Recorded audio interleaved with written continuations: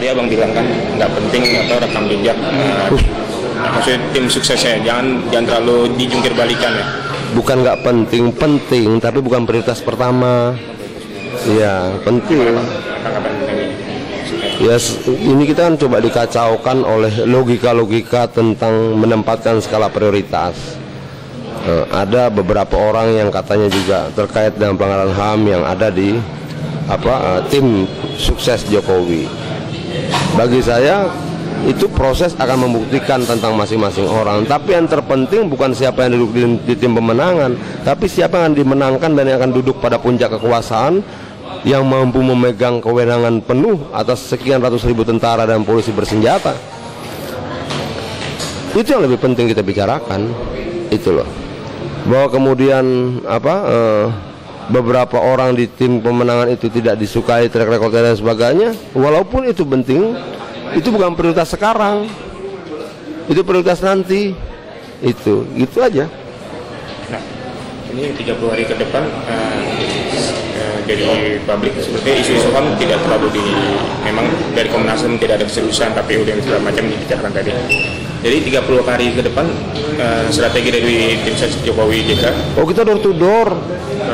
Nah, untuk lebih ke menegaskan dan menekankan isu HAM agar lebih sering diangkat.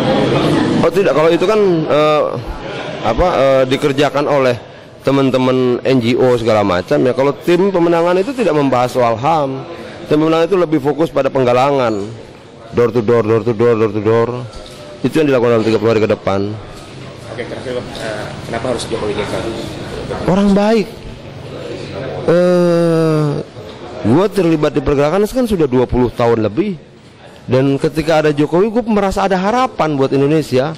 Itu aja. Dia orang baik. Makanya slogan kita, orang baik harus pilih orang baik. Tapi kalau belakangan dicibir pencitraan kayak misalkan ada jalan tapi nggak harus naik tangga terus harus gitu. Bagaimana? Kayak misalkan banjir kemarin sebenarnya ada jalan yang lowong tapi dia naik tangga yang itu terus dia masuk ke got, itu kan orang bilang terlalu lebay. Nah, inilah kemudian kampanye lawan. Ketika kemudian orang jelas-jelas mau menunjukkan keberpihakannya dalam tindakan, dengan dia turun ke bawah, dia datangi rakyat, orang bilang pencitraan. Sementara yang jelas-jelas pencitraan, sudah zaman Republik masih naik kuda pakai keris seolah-olah raja, itu kan pencitraan. Itu yang tidak dipersoalkan.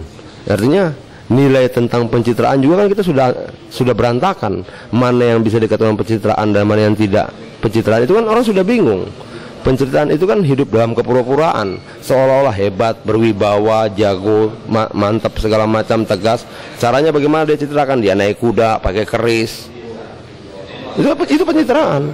Tapi kalau kemudian dia ada yang turun ke got, ketemu rakyat, belusukan, itu keberpihakan, bukan pencitraan.